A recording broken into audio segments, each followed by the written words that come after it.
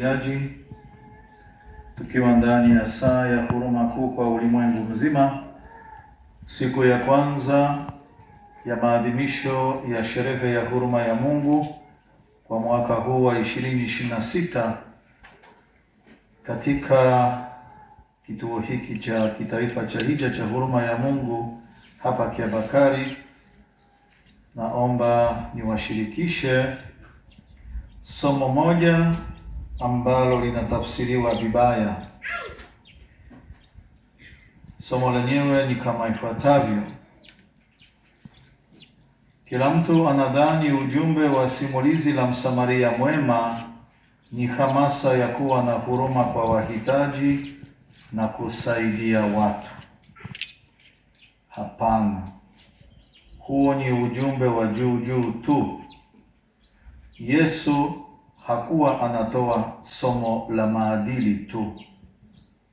Alikuwa anatangaza ukweli mkubwa wa kiroho uliowashangaza wasikilizaji wake hadi ndani kabisa.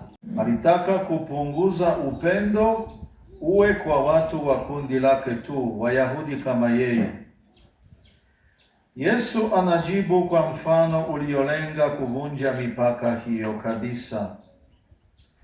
Mtu aliyekuwa anashuka kutoka Yerusalemu kwenda Yeriko alishambuliwa, akavuliwa nguo na kuachwa karibu kufa. Kibiblia tunapaswa kutafsiri habari hizi kama ifuatavyo: Yerusalemu ni mji wa Mungu, ni uwepo wa Mungu. Yeriko ni ulimwengu wa dhambi. Huyu si msafiri wa kawaida, ni ishara ya mwanadamu aliyejeruhiwa kwa dhambi, hasa Israeli aliyekuwa ameanguka kutoka kwenye agano na Mwenyezi Mungu. Watu wengi wanawaona kama wabaya. Sio wabaya, wao ni alama tu. Hao kuhani na Mlawi na wengine wote waliopita kando na wakamwacha huyo majeruhi. Ni alama ya dhabihu na ibada hekaluni. Mlawi ni alama ya sheria. Wote hawana uwezo wa kuponya majeraha ya ndani ya dhambi. Kupitia kwao, katika hali ya kutokuwa na uwezo wa kusaidia, Yesu anasema sheria haiwezi kuokoa. Ibada pekee haiwezi kuokoa. Agano la Kale haliwezi kuokoa. Jambo hili limewashangaza sana wasikilizaji wa Kiyahudi. Msamaria sio tu mtu mwema, anamwakilisha Bwana wetu Yesu Kristo mwenyewe.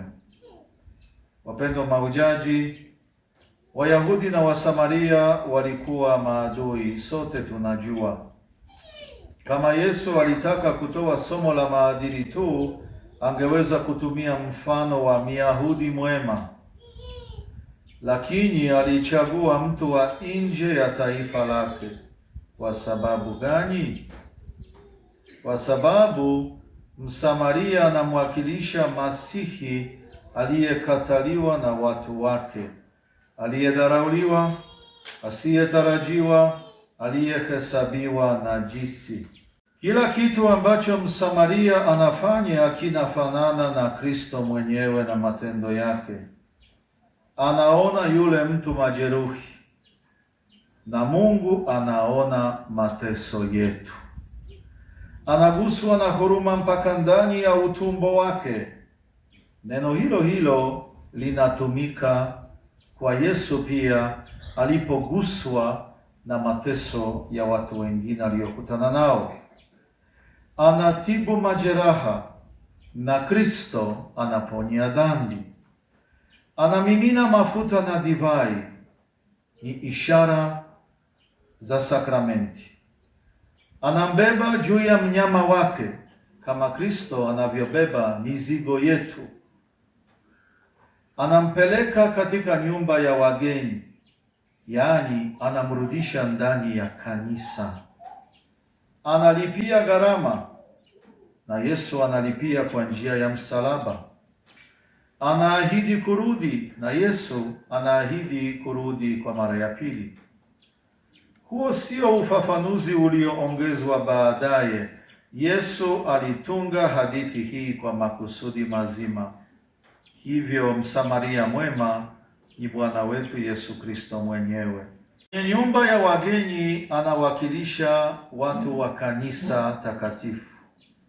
Nyumba ya wageni ni mahali ambapo mwenye dhambi aliyejeruhiwa analetwa ili atibiwe na kuponywa. Uponyaji wake unaendelea ndani ya nyumba ya wageni, na rehema inatolewa kupitia sakramenti za kanisa. Mwenye nyumba anapewa jukumu, umtunze hadi nitakaporudi. Hili ndilo jukumu la kichungaji la Kanisa Katoliki, umtunze kila mwanakanisa mpaka Yesu atakaporudi mara ya pili. Jukumu letu sio kufukuza watu kwenye jumuiya zetu ndogo ndogo kwa sababu hawakidhi vigezo, kwenda hawatoi michango au hawashiriki jumuiya. Kazi yetu si ya kuwafungia masakramenti na kuwawekea maadhabu na faini. Kazi yetu ni kwenda kutafuta kondoo waliopotea na kuwaleta kwenye nyumba ya wageni na kuwatunza mpaka Yesu atakapokuja mara ya pili.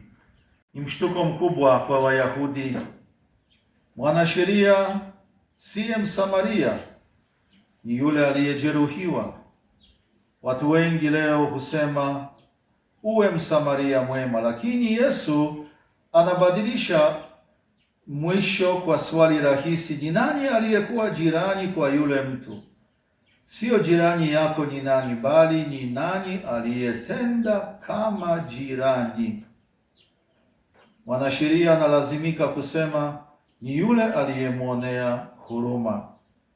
Hawezi hata kusema Msamaria kwa sababu ya chuki kubwa sana. Yesu anafunua ukweli. Mwanasheria si shujaa. Yeye ni yule aliyejeruhiwa, anayehitaji kuokolewa. Ni nani aliyetenda kama jirani? Tukitazama jumuiya zetu ndogo ndogo, unaweza ukakuta wanajumuiya wanaohudhuria kila wiki jumuiya, lakini wana roho mbaya, hawana roho ya Msamaria mwema.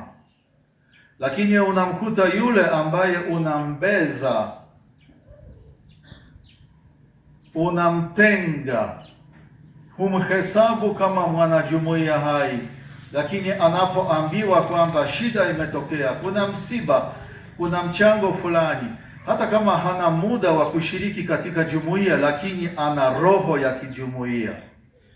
Msamaria mwema, wapendwa wa mahujaji, si hadithi ya maadili tu, ni injili kwa ufupi. Wewe ndiwe msafiri aliyejeruhiwa. Sheria pekee na ibada unazofanya haziwezi kukuokoa. Madaftari yetu ya jumuiya ya kuwabagua watu na kuwatenga na wengine kuwatukuza pasipo mastahili yoyote si njia ya kuwapeleka watu mbinguni.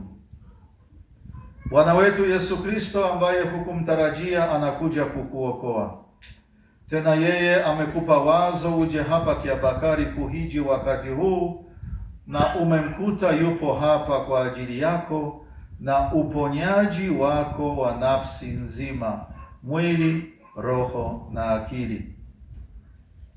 Kanisa takatifu ni mahali pa uponyaji wako endelevu mpaka Yesu atakapokuja mara ya pili. Siku zetu 4 za maadhimisho ya sherehe ya huruma ya Mungu ni siku za uponyaji wetu, kutoka mahujaji tu na mitume kugeuka kuwa wanafunzi halisi wa Bwana na wamisionari wa upendo, huruma na uponyaji wake.